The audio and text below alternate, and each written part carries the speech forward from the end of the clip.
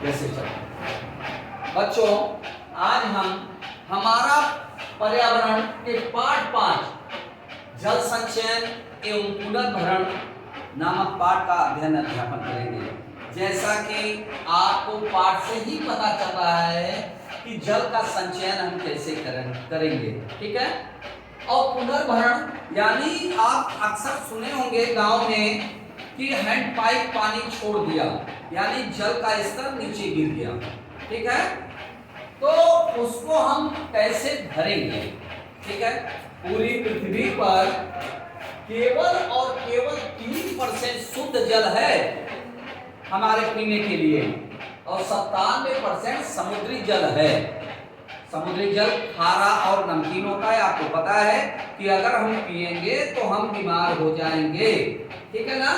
अब आप देखिए इस चित्र में, आप देखिए कि ये 97% में 77% जो 3% हमारा ये जल है, इसमें कहां से कितना पानी आता है। 77% आपके ग्लेशियर बर्फ, जो पहाड़ों पर बर्फ जमा हुआ है, उसका योगदान सबसे ज्यादा है, वो 77% है। अब यहां पर देखिए भूजल, जो जमीन के 800 मीटर लगभग नीचे है, वो 11% है, ठीक है। और भूजल यहां पर आप 11% देख सकते हैं।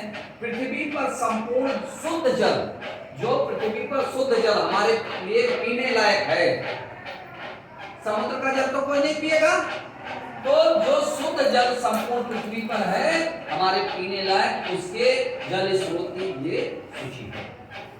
अब आप यहां भी देख चुके हैं। अब हम आपको छोटे छोटे प्रश्नों के माध्यम से पाठ से जोड़ने का प्रयास करेंगे और आपको बताने का प्रयास करेंगे कि क्या हो सकता है।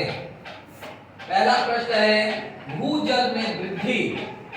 धरती के जल स्तर में वृद्धि हम कैसे कर सकते हैं। वर्षा के जल संचयन करके, जो पानी बरस रहा है उसको आप छत को पाइप से कनेक्ट करके 100 फीट गड्ढा बना करके आप उसमें जोड़ देंगे। जो पानी बरसेगा वो गड्ढे में जाएगा, गड्ढे में पानी जब भर जाएगा धीरे धीरे धरती उसको सोख लेगी और इससे जल स्तर की वृद्धि होगी। दूसरा प्रश्न है, वर्षा जल का दूसरा प्रश्न है, भूजल का स्तर नीचे क्यों गिरता जा रहा है। जानते हैं पानी का स्तर अचानक नीचे क्यों गिरता जा रहा है। गर्मी के दिन में देखिए रुहेलखंड, बुंदेलखंड, झांसी, हमीरपुर, महोबा, इन स्थानों पर पानी इतना कम हो जाता है, इतना कम हो जाता है कि लोगों को टैंकर से पानी भेजा जाता है पीने के लिए, जिंदा रहने के लिए।